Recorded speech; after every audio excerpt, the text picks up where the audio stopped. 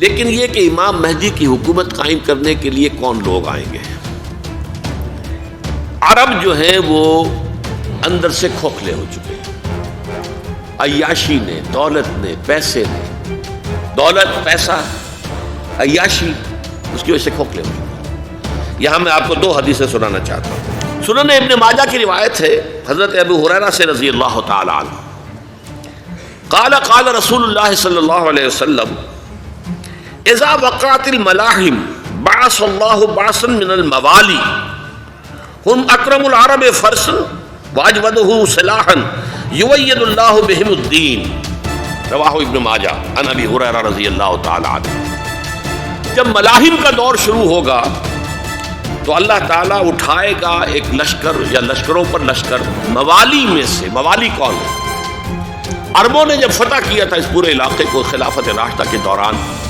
اور پھر وہ لوگ جو ہے، ایک رائے تو یہ تھی کہ انہیں غلام بنایا جائے سارے آبادیوں کو، لیکن یہ کہ حضرت عمر کا اجتہاد تھا، اس کے مطابق جو ان کو غلام نہیں بنایا گیا تو وہ موالی کی حیثیت رکھتے ہیں۔ عربوں میں دم نہیں ہے، موالی میں سے لشکر اٹھیں گے کہ جو در حقیقت حضرت مہدی کی حکومت کو قائم کریں گے۔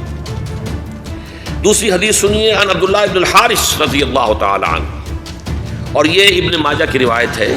قال قال رسول اللہ صلی اللہ علیہ وسلم یخرج الناس من المشرق فیوطئون للمہدی یعنی سلطان، لشکر نکلیں گے، لوگ آئیں گے مشرق سے، اور وہ حضرت مہدی کی حکومت کو جمائیں گے اور قائم کریں گے۔ اب ذرا نوٹ کیجئے کہ جزیرہ نما عرب کے مشرق میں کون سے ملک ہیں؟ تین، ایران، افغانستان، پاکستان، یہ تین سالڈ مسلم ممالک، مسلم آبادی اکثریت۔ ویسے تو یہ کہ آگے ہندوستان میں 20 کروڑ مسلمان ہیں، لیکن وہ 20 کروڑ جو ہے وہ تو 80 کروڑ کے اندر تحلیل ہو جاتے ہیں غیر مسلموں میں، لیکن یہاں جو معاملہ ہے یہ غالب اکثریت کے اوپر۔ ان میں سے ایران کا معاملہ جہاں تک ہے، نمبر 1 یہ کہ وہ شیعہ عقائد کے حصار میں بند ہے، اس سے ادھر ادھر ہونا اس کے لیے ممکن نہیں۔ حدیث میں یہ بھی آتا کہ اصفہان سے 70,000 یہودی دجال کا ساتھ دیں گے۔ لیکن بہرحال خراسان ایک صوبہ ہے افغانستان کا اس وقت بھی، شمال مشرقی کونے میں، مجھے امید ہے وہاں سے خیر کی، کیونکہ خراسان کا لفظ وہاں پہ شامل ہے، اور حضور کی حدیث میں بعد میں آپ کو سناؤں گا کہ خراسان سے فوجیں چلیں گی جو یروشلم کو دوبارہ حاصل کریں گی، فتح کریں گی، جیسے پہلے یروشلم کھویا عربوں نے تھا، دوبارہ حاصل کیا تھا کرد نے، کرد خون صلاح الدین ایوبی رحمۃ اللہ علیہ، ایسے اب پھر عربوں نے کھویا ہے، لیکن لینے والے خراسان سے لشکر آئیں گے۔ یخرج من خراسان رایات و سود لا یردها شیء حتی تنصب بإیلیا، خراسان کے علاقے سے کالے علم لے کر لشکر چلیں گے جن کے رخ کو کوئی موڑ نہیں سکے گا جب تک کہ وہ جا کر یروشلم میں نصب نہ ہو جائے۔ اس کے بعد نام آتا ہے پاکستان کا۔ یہ ہے میری اور آپ کی داستان، اور یہ ہے سبب جس کی وجہ سے کہ میں آپ سے یہ گفتگو کر رہا ہوں۔ اصل میں تو کس لیے؟ محض ایک علمی استفادہ، محض اپنی بعض آراء کو ظاہر کرنے کا شوق نہیں، بلکہ یہ کہ اپنی ذمہ داری ہم پہچانے کہ ہم کس مقام پر کھڑے ہیں۔ دیکھیے، اس پاکستان کے بارے میں یا ہندوستان کے بارے میں علامہ اقبال نے کہا تھا اپنے ترانہ ملی میں، میرے عرب کو آئی ٹھنڈی ہوا جہاں سے، میرا وطن وہی ہے، میرا وطن وہی ہے۔ اور مجھے بتایا گیا کہ سنن ابی داؤد میں یہ روایت موجود ہے کہ حضور نے فرمایا کہ ہندوستان کی طرف سے مجھے ٹھنڈی ہوا آتی، اگرچہ مجھے وہ حدیث ابھی نہیں ملی ہے، لیکن حزب التحریر کا ایک کارڈ مجھے ملا تھا، تو اس میں اس حدیث کا اور اس میں ابو داؤد کا روایت کا حوالہ موجود تھا۔ لیکن میں جو چیز آپ کو بتا چکا ہوں وہ یہ کہ الف ثانی کا پورا تجدیدی کارنامہ اس ہندوستان کی سرزمین میں ہوا۔ مجدد الف ثانی شیخ احمد سرندی، شاہ ولی اللہ دہلوی، سید احمد بریلوی، وہ تو ہمارے پاکستان میں آ کر جو ہے ان کا خون جذب ہوا ارض پاکستان میں۔ پھر شیخ الہند مولانا محمود حسن۔ تحریک خلافت چلی تو صرف ہندوستان میں چلی اور کہیں نہیں چلی۔ آزادی کی تحریک چلی پوری دنیا میں، وہ نیشنلزم کی بنیاد پر چلی، ملے نیشنلزم، عرب نیشنلزم، ٹرک نیشنلزم۔ ہمارے ہاں چلی تو اسلام کے نام پر، پاکستان کا مطلب کیا؟ لا الہ الا اللہ۔ پھر پاکستان قائم ہوا معجزے کے طور پر، بلکہ نازل ہوا ہے لیلۃ القدر میں، انا انزلناہ فی لیلۃ القدر، جیسے قرآن نازل ہوا لیلۃ القدر میں، یہ پاکستان بھی نازل ہوا لیلۃ القدر میں۔ اس کا برقرار رہنا ابھی تک معجزہ ہے۔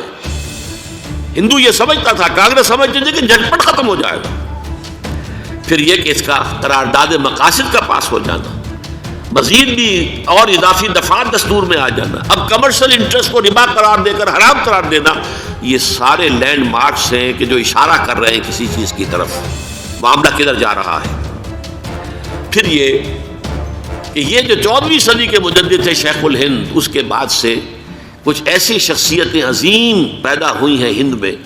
جن کو میں سمجھتا ہوں کہ 14ویں صدی کے مجدد اور 15ویں صدی کے مجدد کے درمیان یہ 15ویں صدی کے مجدد کی راہ کو سیدھا کرنے والے، جیسے کہ حضرت یحییٰ نے کہا تھا میں تو آنے والے کا راستہ سیدھا کر رہا ہوں حضرت عیسیٰ کے لیے، ایسے ہی 15ویں صدی کے لیے امام مہدی کے لیے راستہ صاف کرنے والے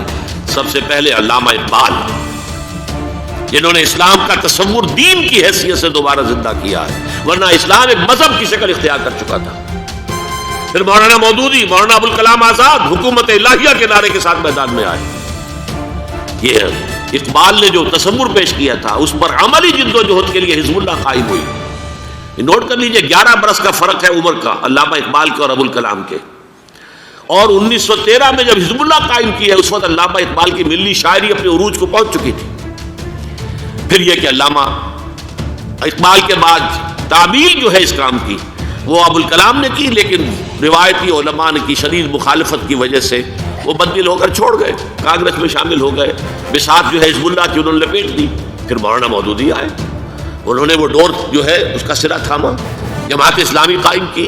حکومت الہیہ ہی کے قیام کے لیے۔ اگرچہ میرے نزدیک یہ کہ وہ انتخاب معلوم ہوتا ہے کہ پاکستان کو بہت بڑا رول پلے کرنا ہے اس میں، اور اس کے ساتھ اب جمع کر لیجئے افغانستان کی ہمارا کونسل میں ام سلمہ رضی اللہ تعالیٰ عنہ کی حدیث سنا چکا، چھپے ہوئے ہوں گے وہ وہاں پر، مدینے سے نکل کر آ کر مکے میں چھپ جائیں گے، اس خانہ جنگی کی حالت میں لوگ ان کی طرف دیکھ رہے ہوں گے، سوچتے ہوں گے انہیں میدان میں آنا چاہیے، کوئی پارٹ پلے کرنا چاہیے، امت کی رہنمائی کرنی چاہیے، لیکن وہ چھپیں گے، وہ کارے ہوں گے، وہ اس ذمہ داری کو قبول نہیں کرنا چاہیں گے، جا کے چھپ جائیں گے مکے میں، وہاں سے مکے والے انہیں نکالیں گے، اور وہ کارے ہوں گے، انہیں بالکل یہ پسند نہیں ہوگا کہ یہ ذمہ داری اٹھائیں۔ تو خضر وقت از خلوت دشت حجاز آیت بروں، کارواں زی وادی دور و دراز آیت بروں، کارواں جو چلے گا ان کی مدد کے لیے اس وادی دور و دراز، اس عظیم وادی دور و دراز، یہ وادی سندھ ہے۔ وادی سندھ جو ہے ہم سمجھتے ہیں کہ صرف یہ پاکستان اور پنجاب جو ہے یہ اس میں شامل ہے، سندھ اور پنجاب نہیں، افغانستان کا پورا مشرقی علاقہ اس میں شامل ہے، جیسے دریائے جہلم سندھ میں جا رہا ہے، جیسے دریائے گلگت سندھ میں آ کر ملتا ہے، جیسے دریائے چناب اور راوی اور جہلم اور یہ سب جا رہے ہیں اور آ رہے ہیں، اسی طرح دریائے کابل کہاں سے آ رہا ہے، دریائے گومل کہاں سے آ رہا ہے، ٹوچی کہاں سے آ رہا ہے، یہ سارا جو ہے ڈرین جو ہو رہا ہے، ایسٹرن جو ہے پارٹ آف افغانستان، یہ سب وادی ہے، اس وادی کے یہ دو حصے ہیں، ایک حصہ جو ہے یہ ادھر پاکستان میں ہے اور اسی وادی کا دوسرا حصہ جو ہے افغانستان میں۔ کارواں زی وادی دور و دراز آیت کرو، کارواں چلے گا یہاں سے، یخرج الناس من المشرق یؤتون للمہدی یعنی سلطان ہی، مشرق سے فوجیں چلیں گی کہ جو مہدی کی حکومت قائم کرے گی، اور یخرج من خراسان رایات و سود، اور خراسان سے سیاہ پرچم چلیں گے کہ جن کا رخ کوئی موڑ نہیں سکے گا، حتیٰ تنصب بیلیہ، یہاں تک کہ وہ جا کر یروشلم کے اندر نصب ہو جائیں گے۔ جو خلافت علی منہاج النبوہ کی تجدید کامل حضرت مہدی کے ہاتھوں عرب میں ہوگی، اس سے پہلے اس کے لیے محنت، کوشش، جد و جہد پاکستان اور افغانستان میں ہو چکی ہوگی جو اسے سپورٹ کرے گی اور وہاں جا کر حکومت قائم کرے گی۔ اس کے بعد گلوبلائزیشن کا جو مرحلہ اس کا ہے وہ حضرت مہدی کے ہاتھوں نہیں ہے، وہ حضرت عیسیٰ ابن مریم ان کے نزول کے بعد ہے، جن کے نزول کے بعد دجال کا خاتمہ ہوگا اور یہودیوں کا استحصال ہوگا،